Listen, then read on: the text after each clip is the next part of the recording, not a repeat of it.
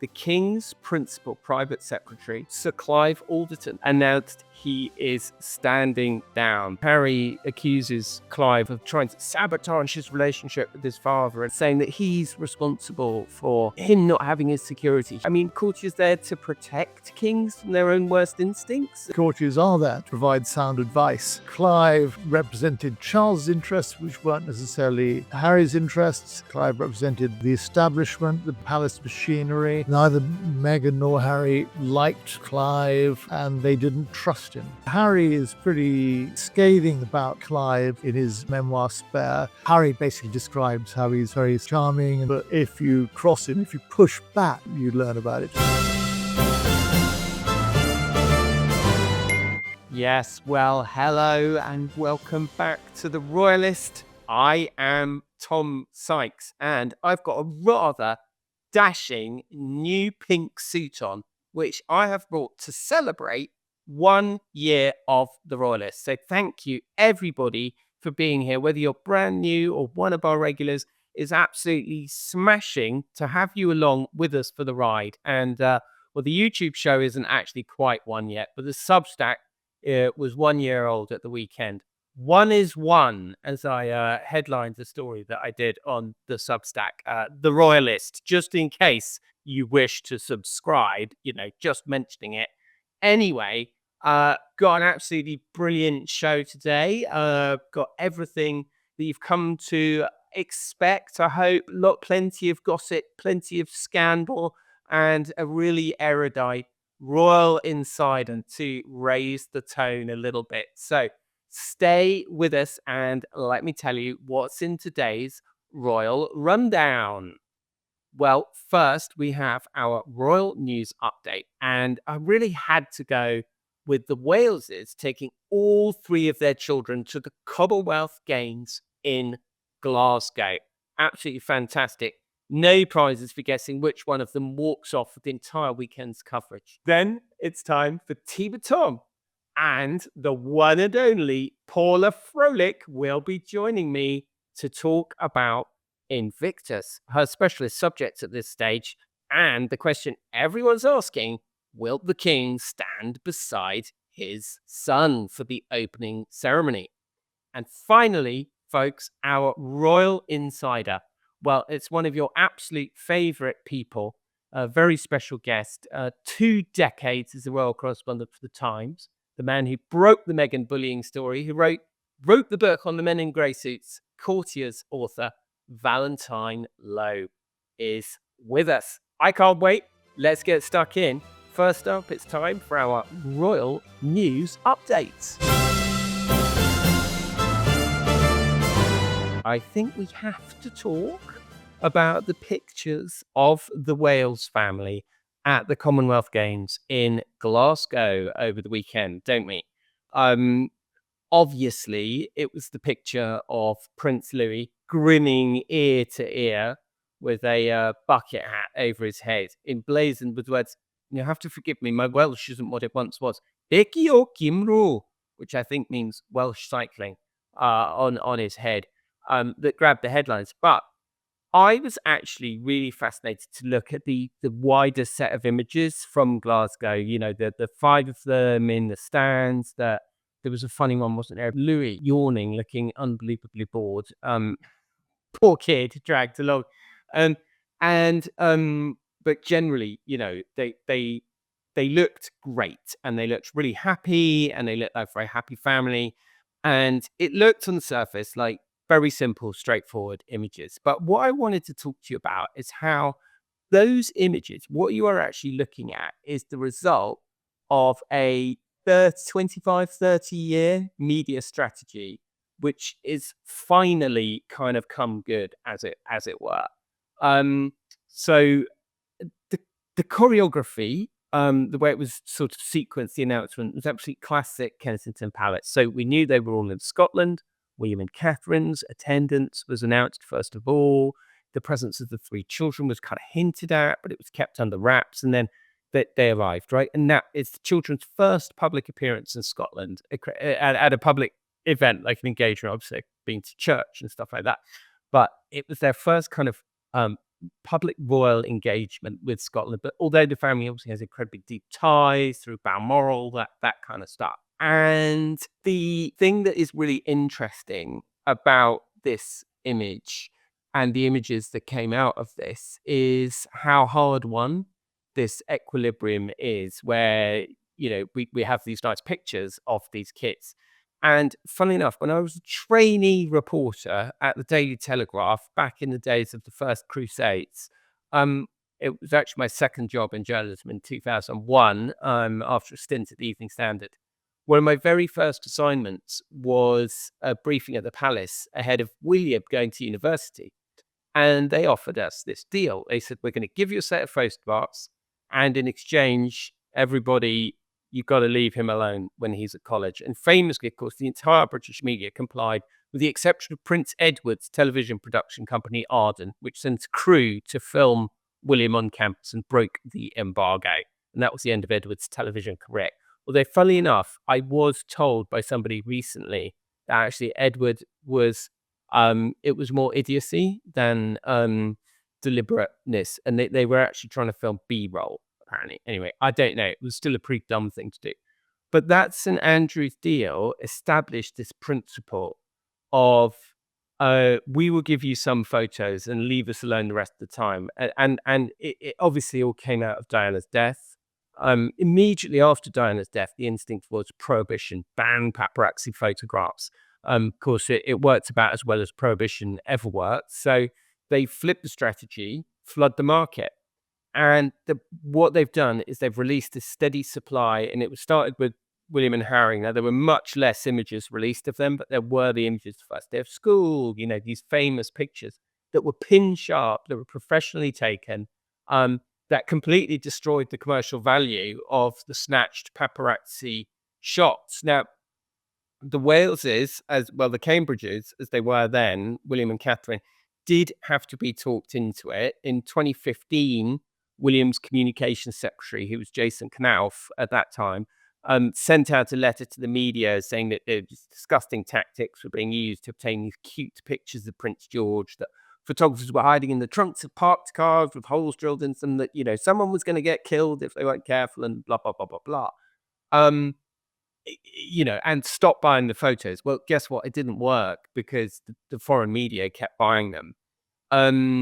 So they decided to go for what economists would call a supply side shock, and just basically dump loads of images of the kids for free onto the internet, onto the picture agencies. I mean, they don't use the picture agencies anymore after the disagreement over the photoshopped images of Mother's Day. So they just put them out on social media themselves. And the result of this is that, while they don't go to McDonald's in Windsor, they do have something recognizably similar to a normal childhood. They go to their friends' houses, they play sport, they have a much more normal life, I think it's fair to say, than Harry and Meghan's approach is going to yield for their children, or is yielding for their children, because the concealment, rather the partial strategic concealment, has created a demand for pictures of Archie and Lilibet,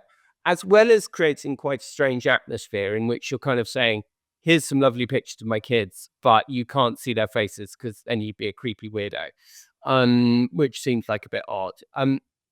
It's interesting if you look at what I would call the emotional grammar of the photo streams that emerge from the Waleses as opposed to those that emerge from the Sussexes.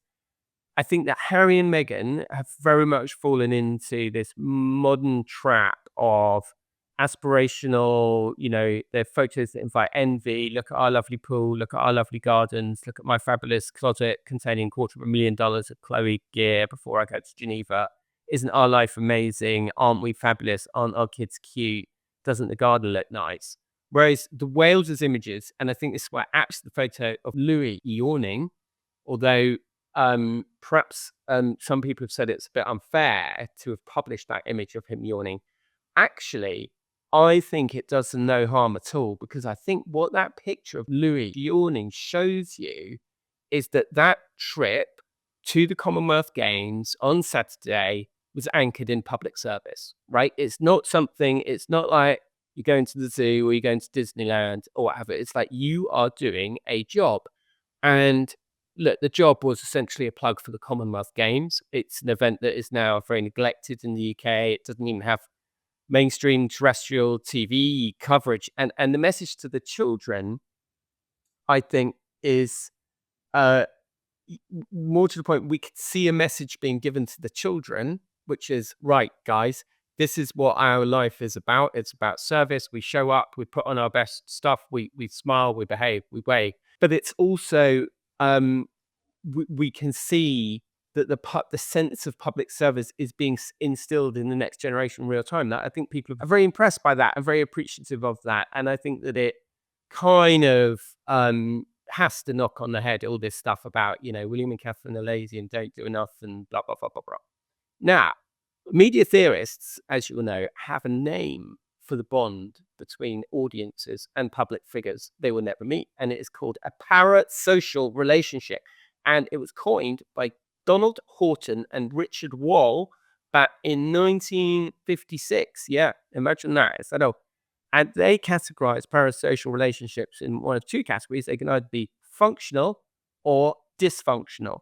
And these two royal, quasi, pseudo royal households, whatever you want to call them, now offer a almost perfect controlled experiment. And the Waleses have built a functional parasocial relationship with their audience. The audience is invited on. They know what the terms are. They know what the boundaries are. And as a result, reward the family with sympathy, warmth, and goodwill. The Sussexes have created an incredibly dysfunctional parasocial relationship with their audience, whereby they basically tell their audience, we don't trust you to show you our children's faces. And that is at the root of a lot of their problems, I would argue. Right, next up, it's time for Tea with Tom. Well, everybody, it's time for Tea with Tom, which should really be renamed Tea with Paula, because it wouldn't be the same without Paula Froelich in the house. Paula Froelich, welcome to the Royalist. Hello, friend.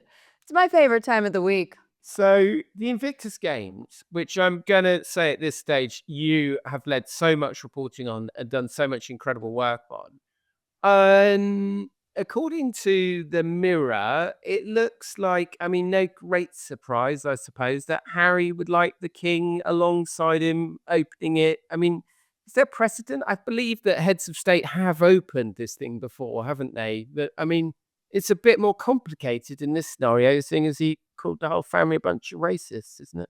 Yeah. Well, also heads of state have opened it when Invictus didn't have such a bad reputation. And actually, could you just explain what the story says? Because I've realized I haven't actually explained to our lovely viewers. They've probably read it, but will you tell them exactly what's going on? So, of course, I wake up this morning and there in the Mirror is travel the world with me, Dad. And Harry's saying, Dad, come open Invictus. We can travel the world. We'll do this and this and this. And, I had many thoughts. The first thought was, number one, if you've got a big announcement for the UK people and for your dad, where do you put it? You don't put it in the Times, the paper of record. No, nor the Telegraph, nor the Daily Mail, nor the Sun, nor the Express. You go straight to the Mirror, the place you once sued for wiretapping you. Yes, that's where you go to drop your big news and your big plea of, Dad, open Invictus with me, which is kind of laughable. I think it just shows you that all the other papers were like, no, we're good. And also how far Harry has actually fallen. You'll remember, what was it, a week ago? It feels like a week ago, where the Times actually called for Harry's titles to basically be removed and not have him be a counselor of state because he accused Justice Nicklin of being corrupt, basically, by saying, you whitewash, this is a whitewash. I should have won. So to get into the actual substance of what's going to happen next year. I mean, are they? I mean, it's going to be very, very awkward for everybody involved if Charles rocks up next to Harry in any public capacity, isn't it? I mean, like, can this actually happen, or is this just a fantasy? I think it's a bit of a pipe dream, to be clear. I think that is exactly what Harry wants. That's exactly what Harry needs. Harry also is dropping this information because Harry needs money for Invictus. We've talked about this before. The government has given 29 million pounds. It's a lot of money, especially for Birmingham, which could have used it to, I don't know, pick up trash or get rid of the rats. But he needs private and corporate funding. He's not getting it, especially because the week that he came to England was such a disaster. He lost the case, he stamped his foot. A lot of people do not want to be associated with that. However, if the king is involved, and if Harry keeps saying the king is going to come, then that will open up private and corporate funding for Invictus, which Harry desperately needs. So at this point, I think this is a pipe dream. This is Harry saying, okay, here we go. The king could come. The king could come. The biggest issue is for the king if he does come. In his reign, he has already seen the royal family's popularity drop from 65% to a woeful 55%. Harry is very disliked in the UK. People don't necessarily like being called racist or big jerks and not having an apology whatsoever, which Harry will always refuse to do. I don't think he's ever had to apologize for anything in his life. So why start now to the British public? So it would be very awkward for Charles to open the Invictus Games alongside Harry and Meghan. Now, Harry also wants his father there because that would automatically give him security that he's always clamoring for. And just to say, I did go to the Sussex's side for comment on this story. They said that it'd be a decision for Invictus, who got asked, etc., etc. They also said that they did not plant the story with the Mirror. So anyway, we shall think about that. But I mean, whether or not they did, it's extraordinary, isn't it? As you say, this paper that they sued for tapping his phone is now running an editorial. So as well as the main piece on the front page, which was headlined, "Let the world see us together, Daddy." The editorial inside, the op-ed, said that Harry is hoping for a public reunion. It went on to describe Harry as buoyed by his emotional reunion with his father, and saying that, it would be a wonderful example, basically, for the nation. I mean, it was an extraordinary, completely wild op-ed, completely out of touch, I may hasten to add, with how most people feel.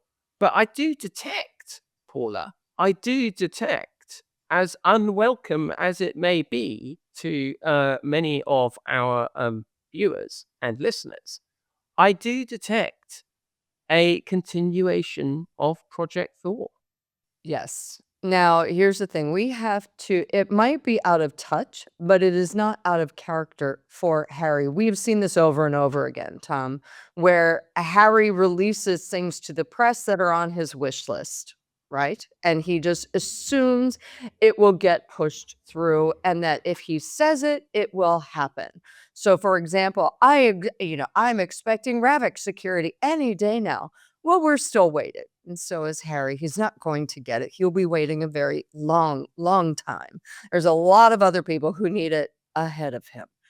And he keeps doing this. Now, every now and again, it kind of comes true. So, for example, this last visit, I would love to see my pa. Well, of course, but pa already offered it. So there's a lot of things in the background that Pa has already offered. Pa has always offered a place at Buckingham Palace for him to stay.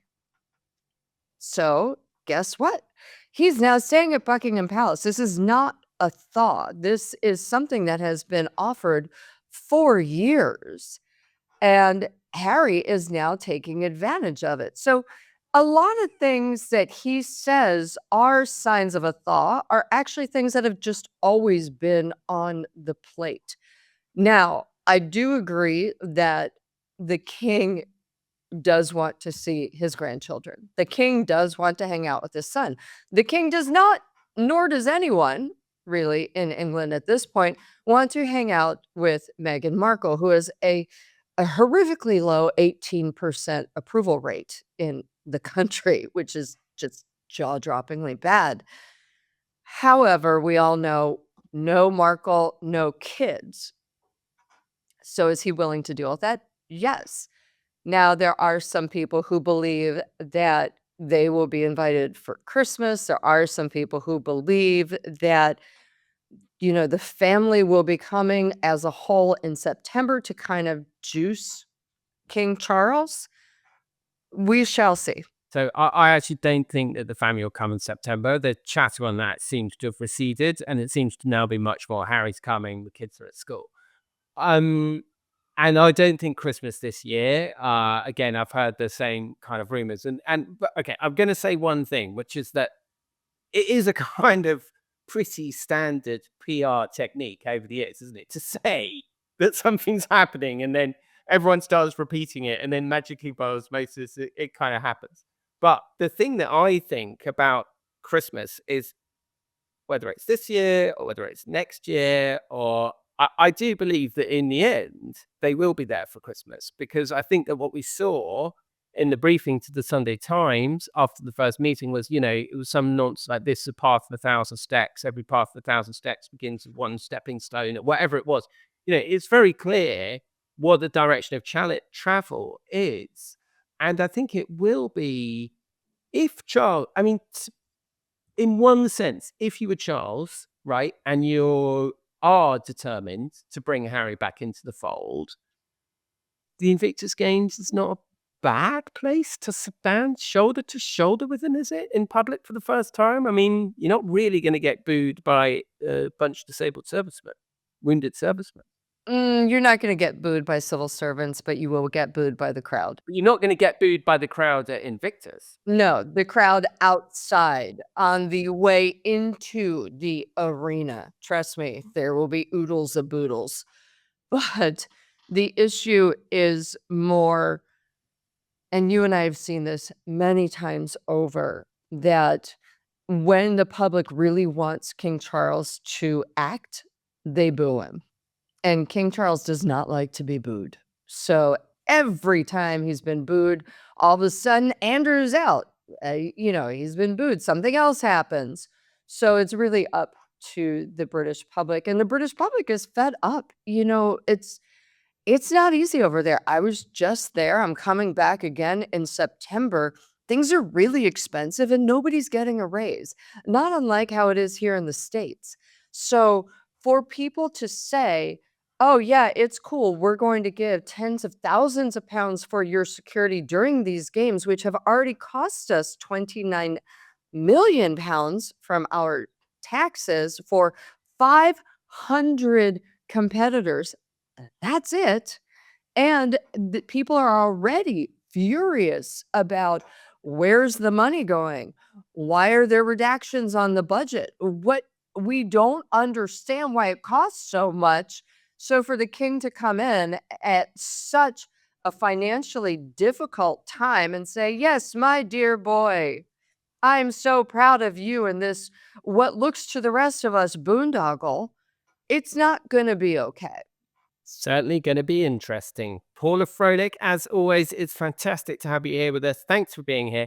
Paula is a massive multimedia star these days. She won't be appearing on the Royalist much longer. Soon she won't be taking my calls. Paula, tell us all about all your fabulous places where we can catch you, because there's the News Nation show, there's the Substack, there's the YouTube show. Run us through it. All right, but I will like to say I will always be on the Royalist. You are my brother from another mother, and I do not abandon my family, unlike the Sussexes. Thank you very much. Tuesday and Thursday, I got my News Nation show on YouTube that debuts at 12:30. Then every weekend. And towards the end of the week is my own YouTube, Paula Froelich Uncensored. And I also have my Substack, Paula Froelich Uncensored. And they're all required reading. Paula, thank you very much for joining the Royalist. Thank you, Tom. Anytime, any day. So, folks, it's the bit we've all been waiting for, our Royal Insider. Well, ladies and gentlemen, the biggest story of last week was, oddly enough, not about Harry or Meghan or Charles. It was about a courtier, Sir Clive Alderton, the King's principal private secretary. And I would argue, we'll see what our esteemed guest, Valentine Lowe, who wrote the book on courtiers, has to say about it. But I would argue the most powerful royal aide of recent years and the most consequential staffing decision of recent years announced he is standing down. Valentine, thank you so much for coming back on the Royalist. As I said, you wrote the book on this. You wrote a book called Courtiers. Of course, your most recent book, Power and the Palace, recently issued as a paperback. But as the man who wrote the book on courtiers, who was Sir Clive Alderton? Who is Sir Clive Alderton? How powerful is he? And how consequential is what was announced last week? I mean, as you say, Clive is one of the most important courtiers of recent years, up there with the Queen's private secretary, Sir Christopher Gite, now Lord Gite.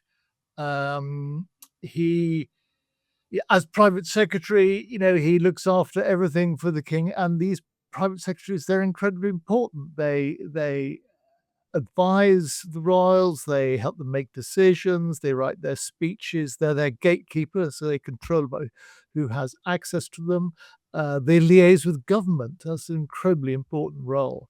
Talking to number 10, Clive would be talking to the principal private secretary at 10 Downing Street, possibly on a daily basis.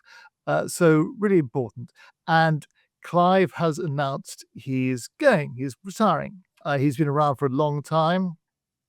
He was initially, he's a diplomat, he's a Foreign Office bod. So he came in nearly 20 years ago as the sort of Foreign Office secondee to Clarence House, where Charles's operation was based when he was Prince of Wales. And Clive did that job for a while. Interesting to note that he stayed longer than he's expecting. Normally, when you get this sort of Foreign Office posting working for the Prince of Wales, you do it for 2 or 3 years. Clive stayed significantly longer than that. I think he rose to become Deputy Private Secretary. Then he left to go be a diplomat again. He went off to be the ambassador to Morocco. And then after he'd served his time there, he came back as the principal private secretary to Charles, and then stayed with him when he became king. So he's a vastly important figure. He's a very significant, and he was in charge. He was in charge of a lot of things, but he's in charge of Charles's transition from Prince of Wales to king. And if you cast your mind back, Charles used to be quite a meddlesome prince, didn't he? He wrote those black spider memos to government ministers. We learned a bit about that when The Guardian forced the government to publish those dating from the Tony Blair era.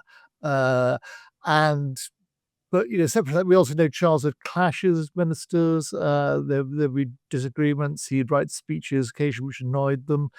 When Ken Clarke was the Conservative Education Secretary, Charles delivered a speech which greatly got up Clarke's nose. But in recent years, Charles modified his behavior, and he was clearly preparing to be king. So all this political interference and political clashes, all that got dialed down. And I see the influence of Clive Alderton in that. I think Clive was masterminding Charles's transition to be king. So he's a massively significant figure. Why is he going? Well, interesting question. From all what I can tell, there's no mystery, there's no scandal. I think he's going because he wants to. He has been around for getting on for 20 years, not quite, and also for 3 years of that he was away in Morocco. not working with Charles, but yeah, he's been around for a long time. He's overseen the transition. He's seen the beginning of the reign, and he's going to turn 60 next year. I think he thinks it's a good time to leave. And, I don't know what his plans are. The word is he's just retiring, but I wouldn't be surprised if he thought, well, now's my opportunity to make a little bit of money. Not that, he's not that he's been underpaid while doing the job. He gets something approaching 300 grand a year, which I'd be happy to have had at any point in my career. So he's not short of cash, is he? But I think he might see this as an opportunity to make some serious money for a few years. Who knows? We'll have to see. It does, to put it very bluntly, it does give one a bit of confidence that those inside the palace just don't think that Charles is going to keel over dead at any moment imminently, doesn't it? Because I mean, he wouldn't be leaving if there was going to be to put it delicately, another transition expected within the next kind of 6-9 months. So I mean, I think what Charles said at Christmas when he said, the treatment's gone brilliantly, I'm doing really well. I think it does make this move, to me, makes it clear that, someone else is going to be in charge for the next chunk, right? I would sort of hesitate to speculate too much about the king's health, but that's an interesting argument.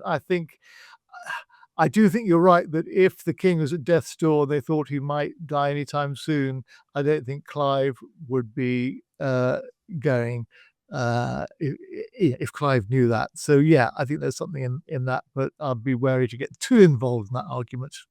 Absolutely, of course. Do you do you think would it be fair to say that Sir Clive, obviously very, very diplomatic man, as you say, dialed back a lot of Charles's sort of meddlesome instincts, and it's interesting to hear you say that you recognise his hands there. Do you think that would you characterise Clive as a hawk or a dove, or is that not the correct way of categorising him or thinking about the roles of these people? I think the important thing is Clive recognised that given Charles's background as of being this meddlesome prince, the role of king was very different. You have to stay within the constitutional guidelines, within the Crown lines, and for instance, I think it was under Clive's guidance that Charles stopped. Well, certainly had stopped writing letters to ministers by the time that the Guardian won the case to get those Black Spider memos published. Now, it may have been that he'd already made that decision, and it's undoubtedly true that that Charles, Prince of Wales as he was then, had other ways of talking to ministers. He could invite them over to Clarence House for a chat. So it wasn't as if communication with ministers dried up. But I think the more troublesome aspects of that sort of communication with ministers, I think was dialed down. And I do see, as I said, Clive's hand on that. I think Clive is very good at being strategic, seeing the big picture, knowing where the danger signs are ahead, and he would have thought through all of that. In decades gone by, private secretaries used to try and persuade Prince Charles, as he was, not to have clashes with various people, e.g., not to have clashes with the architecture profession, and he would just go in and do it anyway. But I think Clive is sufficiently canny and strategic and can see around corners. That's one of the things people say about him. He can see around corners.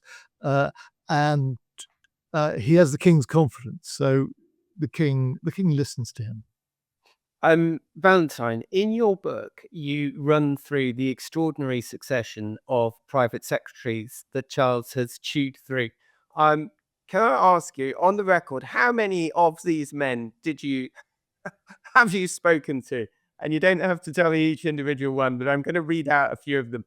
Edward Dean, John Riddle, Christopher Airy, Richard Aylard, Lamport, Pete Nye. I mean, it's an unbelievable number of personal private secretaries, isn't it? And I mean, from reading your book, it seems like you've spoken to a lot of them and have some incredible insight into this role. Where does Alderton rank, and why did he survive so long in contrast to all these others?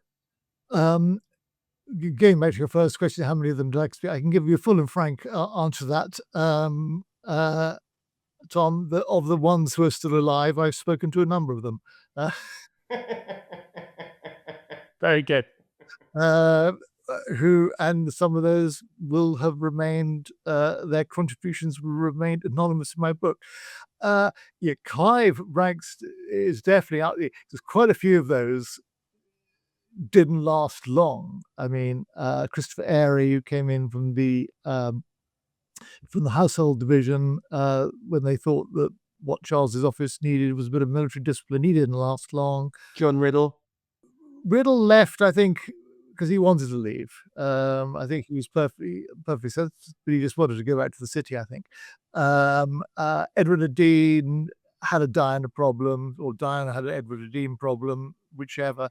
So Richard Aylard, in a way, was a very successful private secretary, gone well with Charles. He had Charles's confidence, but he rather got scuppered by the Jonathan Dimbleby interview. That was the interview, of course, you'll remember, where Prince Charles admitted adultery, and it didn't go down well in some quarters. And I think Charles blamed Aylard for that, and I think he didn't last awful long time after that. Another, there've been good one. Michael Peet was very successful. Michael Peet, very strong, very smart character, very canny. He lasted a long time, left when he wanted to leave. William Nye wasn't a great fit, unfortunately, and he went. But Clive has been around a long time, so Clive has got the strategic ability, the ability of strategic thinking. He's also very charming when he wants to be, and also he can make Charles a good laugh. It's quite important that, because and it's part of the more general point that you've got to have a good personal relationship with your principal if you're going to be a private secretary, and Clive knows how to diffuse tricky situations with a bit of humor, but also he's also not afraid of awkward conversations. He'll go in, he will confront issues head on. I mean, the way someone once put it to me, when it was, they'd bring up a difficulty with Clive, and Clive would sort of slightly sigh, as it were, and say, "Okay, I'll have to go and put on my tin hat and go in." Yeah, but the personal relationship was, of course, incredibly important, and I think he had a good personal relationship with Charles. Not necessarily the same of his relationship with Prince Harry, which you may at some point wish to ask me about. Why do you think that relationship went so wrong? I think because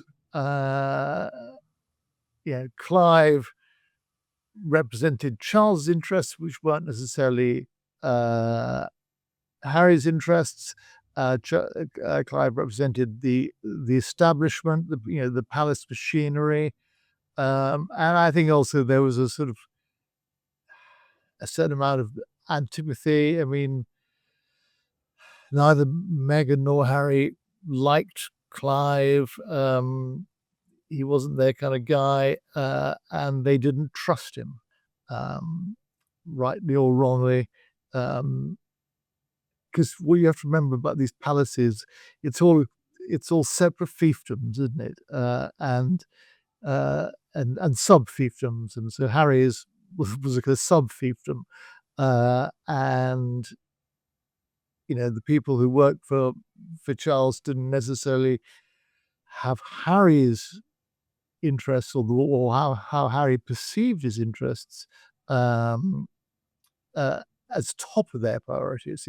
They weren't against him, but their priority was Charles. And Harry is pretty scathing about Clive in his memoir Spare.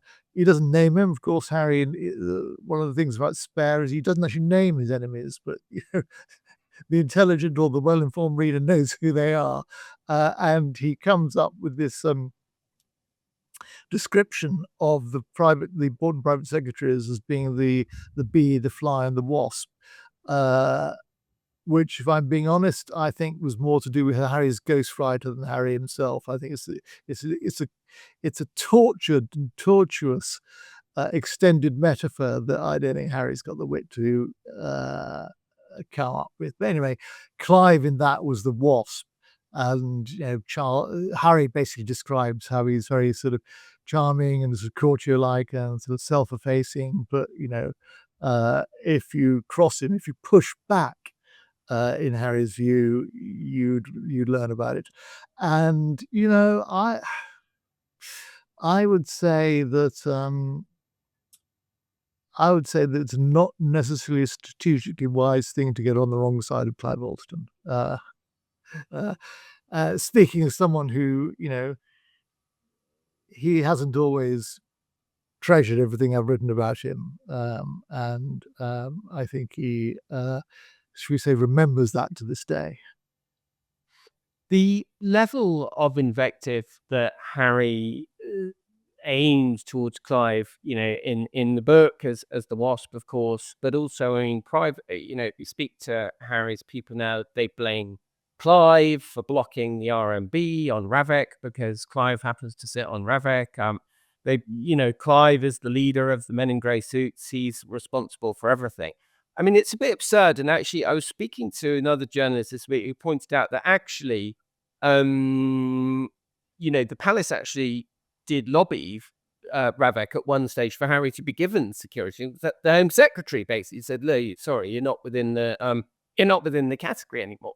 But be that as it may, the level of invective that Harry and his side have, what they blamed Clive for, saying that he's responsible for him not having his security. He's responsible for sabotaging his relationship with his father. Is all of this stuff true? I mean, let's two bits here. First of all, the Ravek bit. What do you think about that? Do you think that this improves Harry's chances of getting security? I mean, I don't think he's going to make any difference at all. I don't think it'll make any difference. I think Ravek, obviously the private secretaries, the palace private secretaries have an input. Obviously their voice is listened to, but in the end, I don't think it'll affect me. To be honest, I'm quite surprised that they didn't have some kind of security in place for Harry's most recent visit. I would have thought that would have been the smart thing to do. I'm surprised it didn't happen.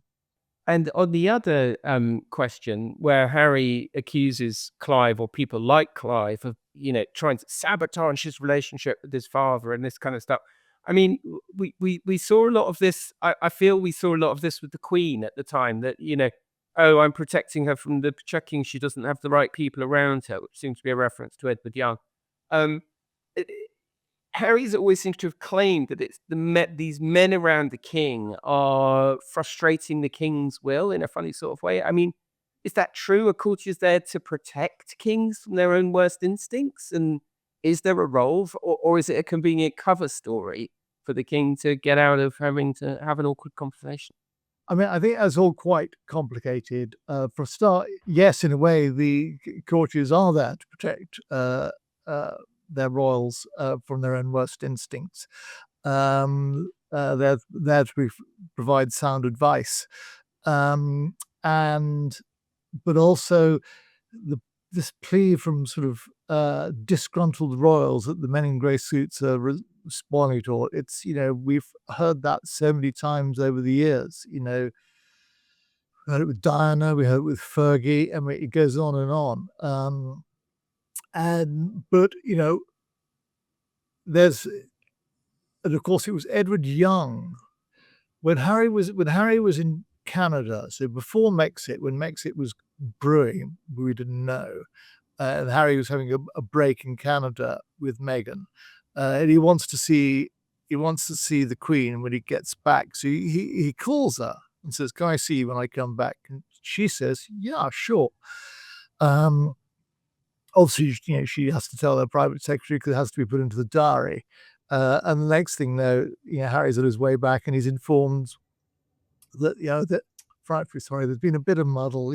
Queen's busy, can't see her, and that was Edward Young stepping in, and the reason why I think any savvy private secretary would do the same, and I think they would not be doing their job if they didn't, because they would have realised what you don't want is Harry getting the Queen, who's well into her 90s at this point, getting the Queen by herself on one side and getting her to agree to something that isn't necessarily very wise, or even more subtly, for Harry to come away with the impression that she's agreed, which may not be the same thing as her actually agreeing. All sorts of muddles could occur, and unfortunate outcomes. So I think Edward Young was in a way quite right to stymie that one, but of course it goes down incredibly badly. But there's a flip side to all that, and I kind of like to tell this story just because it shows that the private secretaries aren't always right. Years ago, Prince Andrew, when he was still prince, and before we hated him, he had this idea that what would be great would be to have a charity celebrity tennis match in the tennis court at Buckingham Palace. I can't remember who it was, but kind of the two top players of that era. And he suggests it to the private secretary. The private secretaries all say, yeah, I don't think so, and they come with all sorts of reasons why not. And Andrew thinks, this is no good. And he goes to see the Queen, and she says, oh, frightfully good idea. And so he does it, it happens, and it's a great success. So, they can be, negative, obstructive, I guess. And the old saying, no one ever lost their job by saying no. Very good. So finally, Valentine, who are the runners and riders to replace Sir Clive? Well, I can't say that. I've got a long list of runners and riders. There's a couple of names that get mentioned. Theo Rycroft, who's the deputy private secretary, and said to be a bit more conciliatory towards the Harry faction. Two things I'd say about Rycroft. I don't know him, wouldn't recognize him if you walked into the room, but he was said to have had quite an input, or to have written the speech in the US which Charles made, which went down very well. Other thing to say about him is that I've heard, he was getting bigged up as the coming thing, and then I slightly detect a bit of pushback in the palace. People saying, this is rather over-egged, this may not necessarily be the case. So I wouldn't put all your savings on Rycroft. Another name that gets mentioned is Scott Fursdon Wood. Nice chap, smart chap. I like him a lot.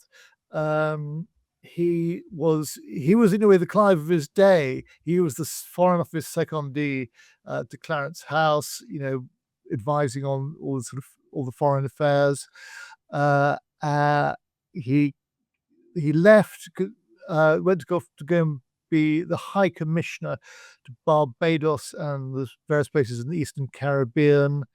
He's now back here being the Vice Marshal of Diplomatic Corps, which is a kind of a big protocol role, looking after ambassadors over in London.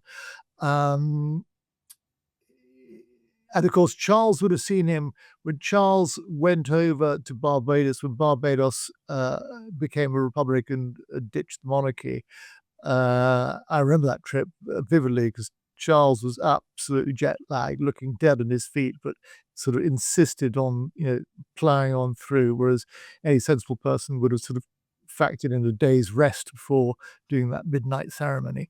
But he would have seen Scott there because Scott was High Commissioner there at that time. So I think Scott is an interesting name to conjure with. Don't know who else there is. We might be surprised. It's got to be someone who's got a track record of a good relationship with Charles. You can't. I think he's learned his lesson with with William and Nye and Christopher Airy and the likes of that, you can't have a sort of a totally untested individual, because it may not necessarily work. So I suspect it'll be a name whoever it is, I think it'll be a name we know.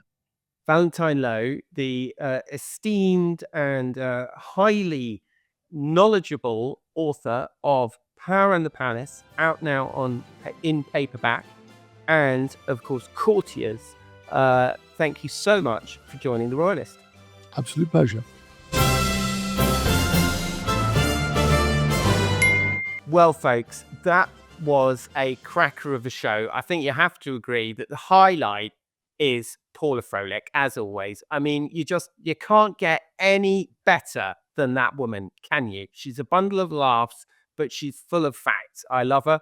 And that's not to say that I didn't also absolutely love speaking to Valentine Lowe, who is just such a wealth of knowledge on this subject. And I'm really so honored to have him on. And a very good raising of the tone, I think, of the Royalist all round. Well, listen, thank you so much for being here. Thank you so much for commenting and subscribing. If you've commented and subscribed, if you're feeling really, really kind, do think about becoming a member. And of course, a massive thank you to all of our regulars. Thanks to Alexandra for manning the door. And huge thank you to our patient and inspirational producer, Rachel Passer. Rachel, thanks a million. All that remains for me to say is, God save the King.